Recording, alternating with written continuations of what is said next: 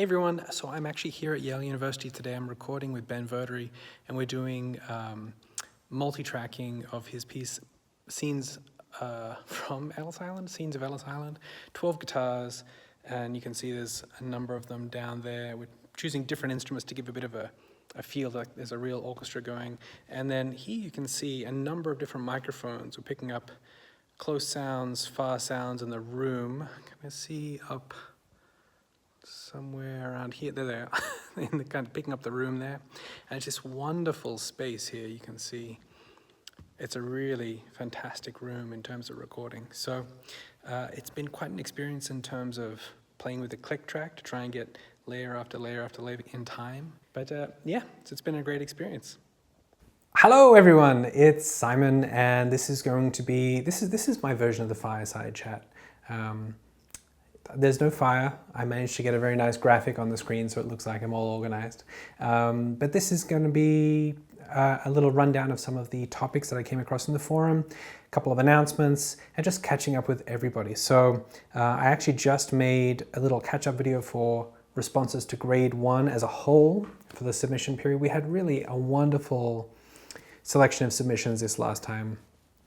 It really made me proud and made me grateful to be working with so many people that have put in so much work, and that includes Dave and Connie and Kevin, Kevin Gallagher, who was teaching with us for a while.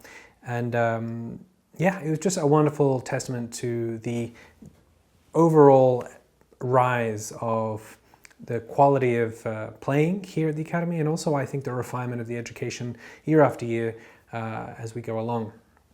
So happy vibes everywhere there. So thank you for everyone, and congratulations to everyone who received their grade certificate. The next exam period is going to be in the fall, so it's actually a really nice time to be setting your goals now and deciding on repertoire.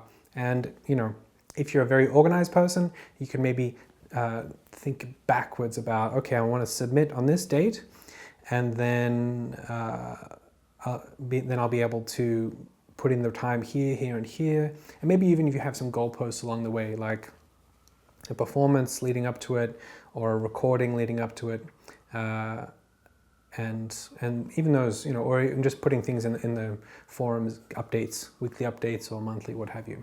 So it'd be a great time to start thinking about submitting for the next submission period. Announcements. What is going on right now? Well, I think the big announcement is today's a Tuesday. Yesterday, Nicoletta Todesco, who is a recent graduate of Yale School of Music, yay, I need to put in some sound effects cheering there. She just graduated with her Masters of Music, and she actually has quite a few degrees under her belt. Maybe if you meet her and talk to her, you can ask her about that sometime. But she is now coming on. It was her first official day yesterday. She's going to be coming on to the Academy. She's going to be helping us a lot with organizational aspects. She's going to be running events and also running the publishing branch, so dealing with the books and all of those things. And the events things I'm really excited about, because I think Nikki is very good at this, very good at organizing, and also really enjoys it. And so she'll be your point of contact. You know, this summer school coming up is a little bit too late for everything to be handed off, and it'll be just a great opportunity for Nikki to get to know everyone and get the feel for everything. But she'll be doing events moving forward, so we'll hopefully do more things like master classes, you know, in venues like we did with Connie in California. And the winter school is still on the books, but I don't know if it's going to happen this next winter. It's just I have to be a little realistic about staying on focus for providing materials for the Academy here. But we still want to do one eventually. We're going to do meetups. Hopefully we can be a bit more involved maybe with the Virginia meetup in the fall. Anyway, so Nikki's going to be really helping out with the events moving forward, and I think that's going to be fantastic. And in addition to that, she'll just be helping out in general. She'll be teaching some of the coaching calls and also helping us make sure we get our little systems in order and get materials out on time.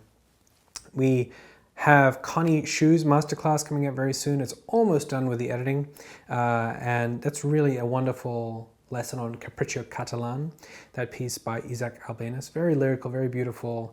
It's on, I would say, the grade 6 to 7, maybe even no, I'm grade 6 to 7, I would say. Very, very beautiful piece, and we have the sheet music coming out in the Academy for that as well. I recorded Rene Izquierdo the other day, just here in the room here. He came in and he recorded a masterclass for 5 of the Brouwer Etudes Simples, the simple etudes, which are not so simple. Those 5 etudes are in the curriculum, so it's going to be wonderful to have him go through that. He has such an in-depth knowledge of those pieces, and that was evident by the fact that he taught 1 whole hour just on the very first etude. So this, these etudes, well, what it ended up being was not just a masterclass on the etudes, but he really dug deep on all of the techniques. So, he gave, 20-minute lessons in this process on slow technique, barre exercises, string noise, sound development. It's really a fantastic class, and I'm very excited to bring that to you later in the summer. Also later in the summer, we have Andrew York coming in to record a masterclass for his pieces. I think I'll be putting some more efforts and more resources into guest masterclasses. I think it brings a lot to the Academy. It's wonderful to collaborate with people, and I'd actually like your feedback on that. Whether that's something that's sort of an avenue you'd like to see expanded upon, bringing more guest teachers in, rather than just listening to my voice all the time, which I can only imagine gets a little something. Okay, so what else is going? Well, the summer school is coming up in 3 weeks. How many days is that, Roger? You can write it down in the comments. Very excited about that. It's going to be wonderful. Nikki will be, Nicoletta also goes by Nikki, will be at the summer school, which is great. We have this amazing arrangement done by Janet Agostino of Gabriel's oboe that we're going to play with cello in the orchestra. It's going to be fantastic. I'm going to record it. It's going to be a really great production there. And then some fantastic concerts. I've seen the programs of Berto Rojas and Colin David, and they're really phenomenal concerts. And then, of course, we have this gigantic sign-up for the open mic. Almost everybody signed up for the open mic, which is great. I think everyone's excited from past years, but it's going to be a little bit of a marathon. So we're having to limit it to sort of 5 minutes. And if you play in a duo, that's your performance. We will try and accommodate to our best ability, maybe a sort of late night session where you can play solos you've been preparing. But it's just in terms of stage time, we're already going to have 2 open mic sessions, and the second one might be, we'll have to get popcorn and maybe some beers and wine. I don't know. So that is probably what's up to date for the site at the moment. So it sounds like it's time to get into questions from the forum.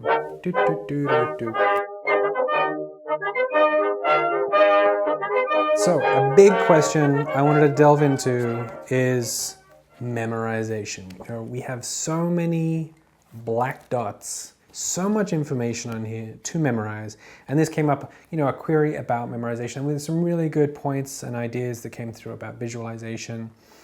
And even, I think Steve Bertazzo mentioned that he just doesn't really have a problem with memorization. It seems to come naturally. And I've actually done a blog post on this called, I think I did one just on memorization. I did a podcast on memorization, and also one called An Argument Against Memorization. And let me see if I can give you a pretty concise reply to this, my point of view anyway. I have, after all this time, eventually chosen to do most performances. Suction cups came off this thing, the guitar. I've done most performances from an iPad these days. And so you take an iPad and there's a foot pedal that changes the pages when you need to change the pages, so you don't have to reach down and turn it. Obviously our hands are occupied. And that's been a good solution. And what I found, this is my trade-off. I found that in a perfect world, I would like to play from memory. I think it's more immersive of an experience for the player, for you, for me. it's more of an immersive experience, or just visually striking to see someone play from memory from an audience point of view. It almost appears like the music's just emanating from the person, and it's a very beautiful thing. So if I had my druthers, if I had my ability to wave a magic wand, I would choose to play from memory. That would be my first choice. However, in my experience, for most situations where I haven't had the luxury of really heavily preparing, which I did have the luxury of when I was a student, then there's memory slips. And these memory slips affect the music so adversely that I don't think it's worth it. Let's say, if we're going to talk numbers, if you play at 100%, 100% is the maximum you can play from memory, right? And then you choose to play from memory, and because you're playing from memory, there's some memory slips and bits and pieces, and that affects the music. So you're kind of playing at 75, 80% of your capacity. Now, if I play with music, the memory isn't going to affect anything. It's not going to affect, because it's not the technique aspect of my playing that's affecting. It's just the fact that I have these slips. So with sheet music in front of me, all that's really left is maybe the odd technical slip or buzz or this or that, but none of the memory stuff's there. So I see that maybe you get to play at 95% with the music in front of you. And yes, it's not ideal because it's not the same beautiful aspect for yourself and for the audience that's playing from memory, but I see it as a good trade-off. And that's why I usually play from an iPad these days. In the special circumstance where either I know the piece really well or I've just had the time to memorize, then I will play from memory. But it usually takes an exponentially larger amount of practice time to get to that point. Now, in terms of the sort of points and tips to get to a place, firstly, I do believe it's one of those skills. I don't often refer to talent and all those kinds of things, but I think some people do have a better ability to memorize than others. And I also think that apart from the individual differences between people, I think age has a difference. I think circumstances make things different. If you're busy, if you're distracted, if you're fractured in a daily situation, then I think that will impact into memorization of music as well. But I can tell you the situations that I played from the best memory and the times that I knew pieces the absolute best, there were two instances. One was after completing a full album for recording.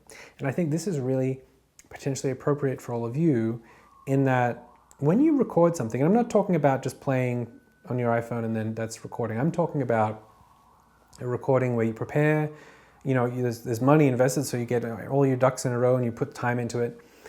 And then you actually go through the editing process as well. And then you might have to do retakes and you have to do sections and chunks. And you're investing time into the music that's very different to the time that you normally do, which is normally playing. Normally, it's kinesthetic memory that we're using, so the muscular memory. And the fact that you're taken out of that, you're just engaging all different types of memory. Visual, just the visualness of the score, a lot of oral memory, and you're also chunking and segmenting things and digging into much more of the details. I think if there were one of those heat maps of a score, we would really not have an in-depth knowledge of the score as much as we would think we did. So that kind of approach really hardens and deepens our knowledge of a piece, so much so that it will help our memory. So that's one aspect. The other one was where I really just went to absolute town and I said, I'm going to memorize this and I'm going to do it really, really well. And this was the Bach Fugue 1000. I've recorded and there's a YouTube video of it. And I just took it almost as a personal challenge because I was so sick of having little memory slips. I said, okay, I'm going to go all in.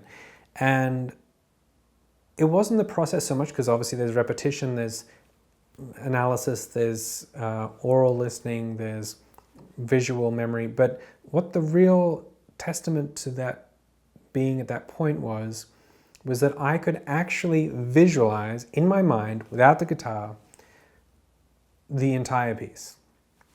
I've only ever done that for one piece, one complex piece. And really worked. It wasn't so much something that got me memorized. What it told me was that it was memorized. So for an example, if you want to try this now, you can visualize in your mind, don't have a guitar in your hand, the fingering for a C major scale in first position. If you can visualize that, you know it. If I ask you to visualize right now, smoothly, in time, an A flat harmonic minor scale starting in the fourth position, less likely, right? So it's just a telltale sign of how well you really know something. Last thing I'll leave you with, Ben Verdery used to do this exercise with the students at Yale, and what he did was actually kind of a neat trick. He could go out and get a coffee. He gave us blank staff paper, put it down on the table, and said, okay, for the next 20 minutes, you're going to write down as much as you can about a piece that you know the best. So let's say you've been playing Asturias or Romanza or something, and you've played it back to front, you've played it for years, you know it very well.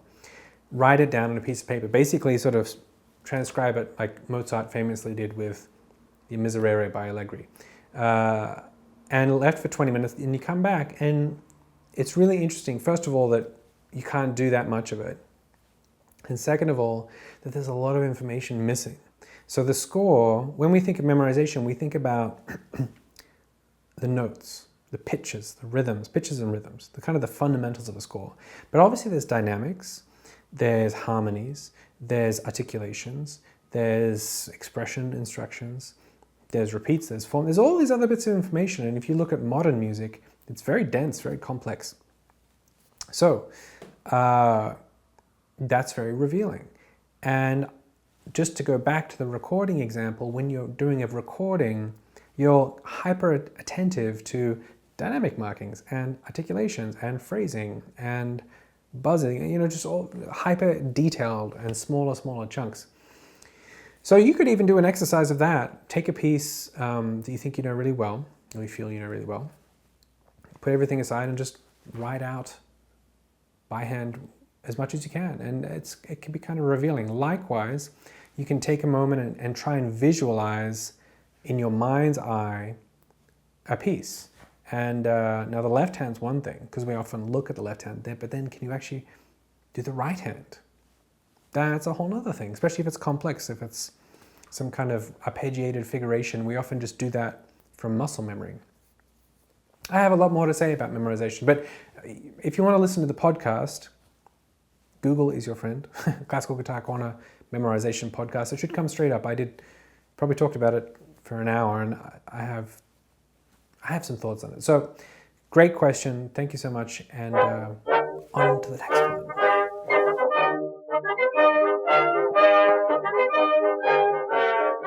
So the next question comes from Johannes, and it's another kind of it's on a mental theme. So we had talked about memorizing, but this is about how to maintain multiple pieces of repertoire at the same time. Now, whenever this question comes up, I always think about David Russell. Now, David Russell had this lovely graphic, and if I don't put it in the video as a little blip, then I'll just put a link to it because it's on his website. But basically, it's a spreadsheet approach, and he had all of these symbols and things. So David Russell, very world-renowned virtuoso, and he plays a lot. He plays a lot of concerts, so he has to keep a lot of repertoire going. And performers like him have solo repertoire, but they also might have a concerto, might have ensemble things. They have a lot of other pieces to keep juggling at the same time. And if you are anything like me, which I think we're all a bit the same, I don't know. There's a couple of people that are amazing like this. Renee Izquierdo, Elliot Fisk, I think Carlo Macchione. These are people who can seemingly recall pieces at any given point in time. It's like, oh, that piece, and they just jump into it. I think it's as opposed to the classic Anna Vidovich trick, which is asking for requests for an encore, and then inevitably someone says Asturias, and she's like, oh, I'll do that one. That's a good trick. So I think for us mere mortals, what we have to do is be organized about it. And I don't know, everyone's probably a little bit different. For me, I would say after 3 days of not playing something, it starts to deteriorate a little bit. I definitely have my own rhythm about how much I need to practice leading up to a performance. But yeah, you kind of need to be a bit organized about it. I'm not a spreadsheet kind of person, but you have to be a little bit. So even just having a list somewhere about what pieces you want to keep in your fingers prepared, and putting aside part of your practice time just to keep those fresh in your memory. One thing I would recommend doing is actually still working with the score. One thing we often do is we learn a piece, maybe memorize it, and we put the score aside. And when we do that, and then we sort of just play things at the end of our practice session, sometimes strange notes can creep in, or mistakes, or omissions. So I think it's always good to have the score there, and also it keeps a freshness about our visual knowledge of the score as well. So just a little aside there about using the score, even though we might have something memorized. In addition to this, we need to be organized about what we play in it, because if we just go through beginning to end each time going, okay, yeah, it's still there in my fingers. Is it? So I think knowing what parts are challenging for you, both technically and memorizably, would be wise to focus in on any given practice session. Often we can recall the beginnings of pieces, so not that necessary to practice them, but rather the complex pieces, sort of 3/4 of the way through, or maybe technical challenging pieces, we practice those. And yeah, let's say we had 10 pieces we wanted to keep going, practicing 3, 3, 4 on a rotation. Monday, practice 3 of them, 4, that kind of thing, that kind of program would work, I think. But you have to be a bit diligent about it and a bit organized about it. So it's a little bit unartistic sounding, but I think it's the way to go. So I'll put that link for David Russell somewhere. If not, if I haven't already edited in a little example of what he's done.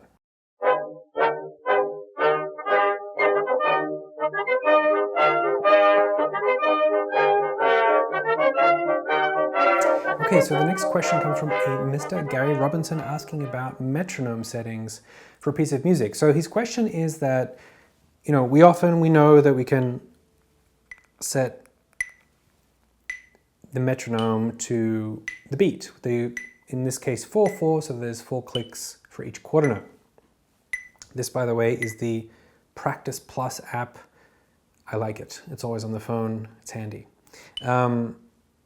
Now, what Gary was asking is it a bad idea to, let's say we're playing, I think his example is the Carcassi Etude 1, the scale etude, right?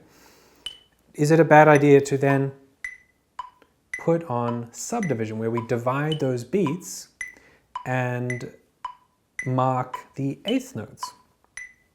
In other pieces that might have 16th notes, is it a bad idea to use the 16th note subdivisions? No, I think it's a great idea. I do think there's a couple of things that we need to keep in mind in that I do this all the time. I do not have a personal strength for rhythm. Evita, sorry, I always have to correct myself because she wants me to start saying her name in the Spanish way, not the lazy Australian way. So Evita has an excellent, innate, outstanding sense of rhythm, and I really have to work for it to play in time. Just recently, actually, I recorded with Ben Verdery. We were recording 12 tracks, one on top of the other for his piece, Ellis Island. We do it with the click track. And when you listen back to playing with the click track, you just want to curl into a ball and make everyone go away, because it makes you feel like you can't play in time. It's amazing how slightly off we always are. Well, I always am anyway. However, I digress. I think the one thing to take into account is the metronome is great to use as a tool, but you don't want to become too dependent on it. I think that it can make your playing a little bit mechanical, and I think, we're almost out of time. I'm a talker. But I think that if you have the larger beats on the metronome, it might actually influence dee da da da dee da da da dee da da da, as opposed to dee da da da dee da da da dee da da. You know what I'm saying? It can make longer phrases, longer ideas in the music, and affect the way you put your impulses, your accents. So what I would actually recommend, as a little bit of a little from column A, a little from column B, is to practice the same passages with multiple metronome settings. So use your 16th subdivisions, use your 8th note subdivisions, use your quarter note subdivisions, and let's go even backwards, and let's say bom dee da da da da da da bom bee ba ba, and then mark just whatever, a whole note or a half note. Let's go crazy. It'll actually affect how you shape the music, how you connect the note. Bo bee ba ba bee ba ba ba ba bee ba ba bee ba ba ba. That'd be half notes. This would be a whole note. Bo dee da da dee da da ba bom bee da da dee da dee da bom. So that's an idea. You can try it. Try it at home. We can all try it. Okay, the camera is about to shut off automatically, so I will say goodbye. I'll see you soon.